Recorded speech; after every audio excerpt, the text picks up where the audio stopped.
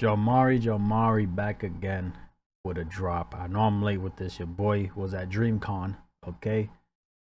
MrBeast response to Kris Tyson situation, bro. There's so much that's been going on, bro, on Twitter especially. I've been trying to stay away from everything just because I do want to react to all of it, but we got this video and there's been more shit going on. And then also, I just seen today a channel Dogpack 4 who dropped a video about MrBeast that's almost an hour long that we're gonna react to, but so much has been going on, bro. So the last 72 hours have been absolute insanity. Obviously the situation with MrBeast star Kris Tyson appears to be reaching its conclusion, but I do have a sneaking suspicion that things are about to get much darker for Kris. Like, I'm talking about them possibly being investigated in a legal way. In today's video, we have MrBeast's response to the drama, his decision about what to do with Kris in general. We have things from Jimmy's past being dug up, and I didn't see the clip, but I seen this specific thing right here, bro. Like, I seen it on my feed. I didn't click on it to listen to it. And old shit from him is coming out too, bro. Involving the Catch Me Outside girl. Basically, the who? From Jimmy's past being dug up, involving the Catch Me Outside girl. Basically, they're trying to cancel MrBeast at this point. We have someone else coming forward who was good friends with the lava character who we discussed in the last two videos, claiming that Kris did him wrong as well back when he was still a teenager. So first, let's talk about MrBeast's response that came out and kind of broke the internet last night. 37.5 million views on this puppy. Over the last few days, I've become aware of the serious allegations of Ava Tyson's behavior online, and I am disgusted and opposed to such unacceptable acts. And I wish he would say the acts that he's talking about, but obviously for legal reasons he probably cannot. But I won't lie, Jimmy, we did see you looking up at that poster that was in your living room. During that time, I have been focused on hiring an independent third party to conduct a thorough investigation to ensure I have all the facts. So MrBeast is turning it over to a legal team. That said, I've seen enough online and taken immediate action to remove Ava from the company. Imagine having to go through legal actions or anything legal, bro, involving a friend. Like, just imagine having to take your friend to court or I don't know, bro. That's wild. My channel, and any association with MrBeast. I do not condone or support any of the inappropriate actions. So the ties have been severed, and the Kris Tyson and MrBeast connection is no more. I will allow the independent investigators the necessary time to conduct a comprehensive investigation, and will take any further actions based on their findings. And you guys already know, when it comes to MrBeast and his brand, he's not gonna play around. I don't care if you're like, fuck no. And I said earlier, I said friends. I don't know if they're friends still or whatever, right? I don't know. But I'm saying friends because they were friends. They are friends, right? Whatever the case is. Don't mix business with what's the saying? Don't mix business with family or friends. You don't, like, you get it, bro. Never. Not for nothing, boy. Like his childhood friend. And to me, when he says he's going to allow these independent investigators to do their thing, and then he's going to make further decisions, I think that means that he could potentially be taking legal action against Kris, and maybe even aiding people in filing some sort of criminal charges. That's just my personal speculation. I think this whole situation is going to be like that episode of SpongeBob where he's trying to get that little speck off that plate. Like, MrBeast is going to do everything in his power to make sure his reputation once again hopefully becomes squeaky clean, at least in his eyes. And I did want to cover Kris's full response because in my last video only the first tweet had come out where he gave this weak ass apology and almost like made himself the victim, saying, oh, I'm gonna step away from my mental health and from my family. Like, buddy, your wife or former wife, she needs a restraining order. So he also says, I want to add, I never anyone. The person who gets brought up in these accusations, Lava, has vocally supported that they are false. Yeah, real good job, Kris. There's no chance that he was just scared for his life, right? There's no chance that he was just scared to lose the biggest connection in his world, right? Having said that, I humbly apologize to anyone I have hurt with my unacceptable social media post, past actions, and to those who may feel betrayed by how I used to act online. To lump these two factors together to create a narrative that my behavior extended beyond bad edgy jokes is disgusting and did not happen. In the past, I have learned that my old humor is not acceptable. I cannot change who I was, but I can continue to work on myself. The thing is, Kris, it wasn't just humor. These were disgusting, diabolical things you were posting on Reddit accounts, your personal Twitter. You were extending it offline into real life with the poster on the wall. And here Kris actually claims that he stepped away. When in reality, we all know you got fired, big dog. You got terminated. Jake? Oh, he said pathetic. It's like when you're at a job interview. Oh, your resume looks great, but what happened at your last gig? Oh, it was a willful termination. Willful termination. What does that mean? Assault. Now here's where we get to this guy Nathan, who has now released his individual story with Kris, and he speaks in further detail the relationship that both he and Lava had with Kris. Kris Tyson from MrBeast used me, manipulated me, and did very weird things with me while I was about 18 years old. I was actually friends with Lava GS at the time. Bro, that is the craziest way to start a video, bro. First sentence?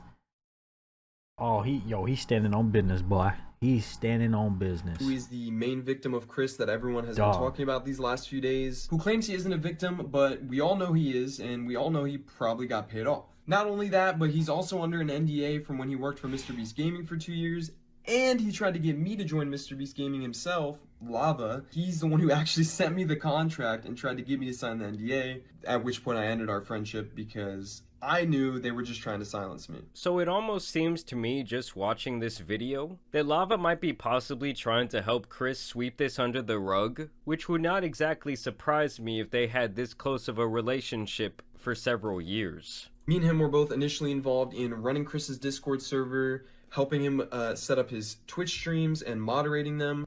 Nate's calling me. Yeah, so apparently this is from an old Kris stream where he says that this guy was calling him.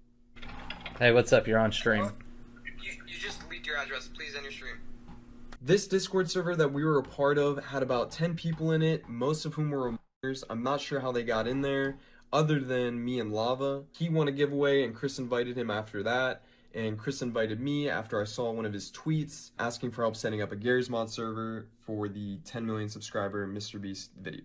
This turned into us having lots of private conversations with Kris and playing video games with him for hours on end.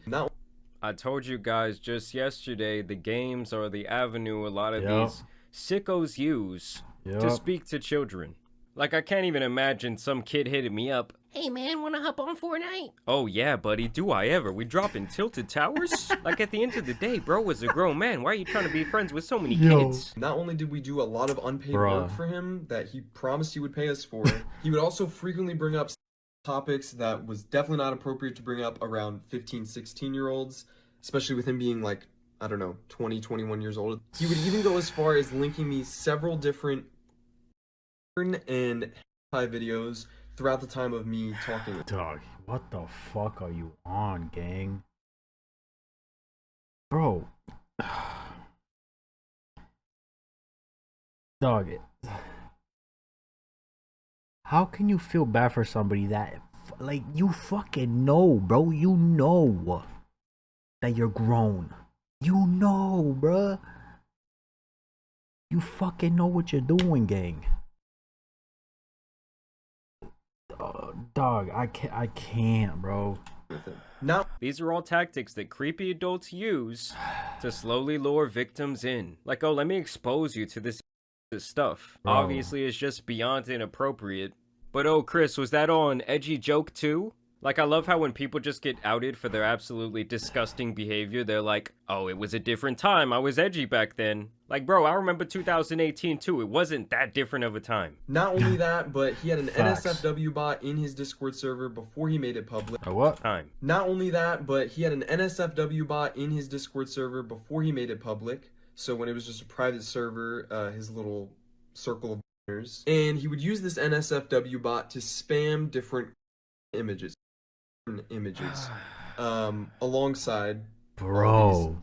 worlds. He would also frequently call Mute. me dad and daddy, as well as the others, which I guess we all kind of just took as a joke at the time. You have to think this is someone who we looked up to at the time, we idolized, we thought was the coolest. Bro, and that's the sad shit about it, bro. I feel like, and this is why this is why you don't idolize fucking nobody, bro. Don't idolize no one or nothing.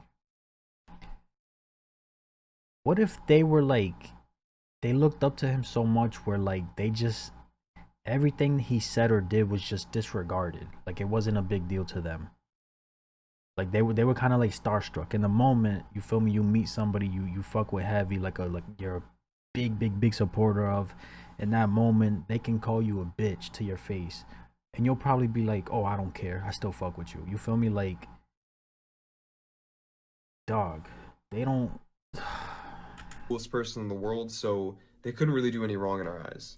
And that's the point I really wanted to drive home about the Lava character, is that I still see him getting bashed a lot online, but it's like, we can't really judge him for the way he's acting when he has potentially been done so wrong for so many years and almost been like brainwashed. And the thing that really makes me sad is that these were a bunch of kids who probably thought, oh, we're living out our dream, we're getting to talk to our idol every day, we're getting to help him with his work. When in reality, Kris was just abusing their power and influence, and sadly these young kids couldn't see it. Now here's where we get to the portion of the video where they're trying to cancel MrBeast. First, they were trying to connect him to that creep Shadman due to this reply, where Shadman had posted this picture of MrBeast holding this blank whiteboard where he typed in there, need big T anime GF.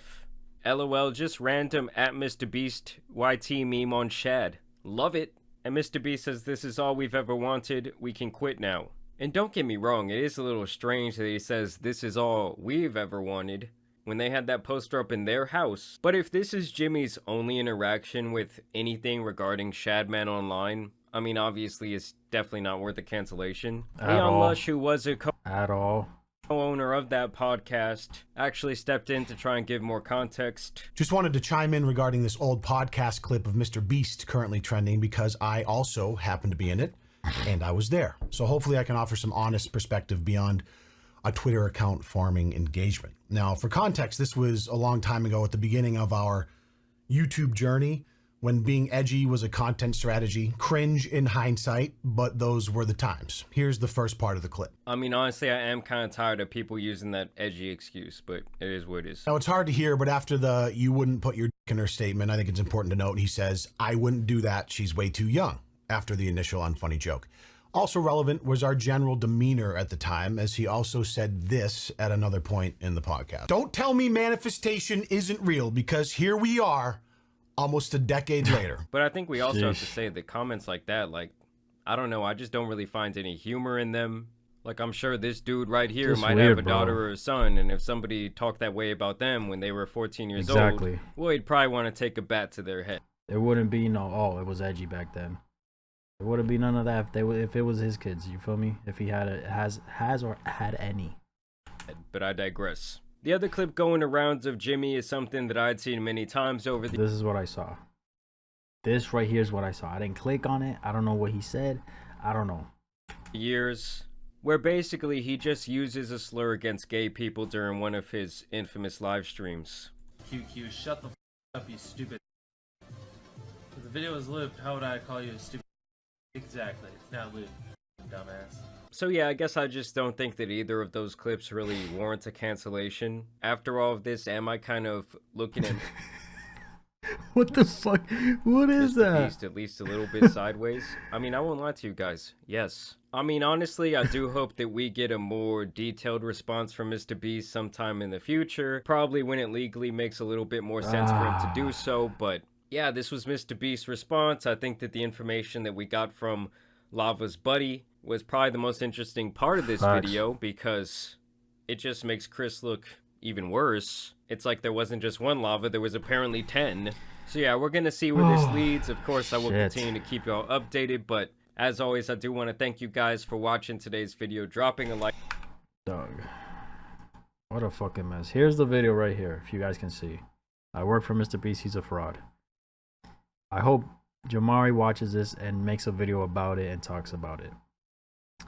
But look, it's so many videos, bro. So many, like, I've seen so many videos on MrBeast and this whole situation, bro. Insane, dog. Insane. Had to edit out the clip where he talks about the Catch Me Outside girl. Basically, in the clip, Jimmy makes a stupid joke about her. Leon later provides context where MrBeast was trying to say something to get clipped out of context. Sorry for the confusion. Last one to talk to. Okay, let's not. I feel bad for his son. Imagine having such a father. Kris left his wife and child to transition to his true self. Crazy. You know you effed up when 445 has to call you out. Kris's child is never winning an argument ever again.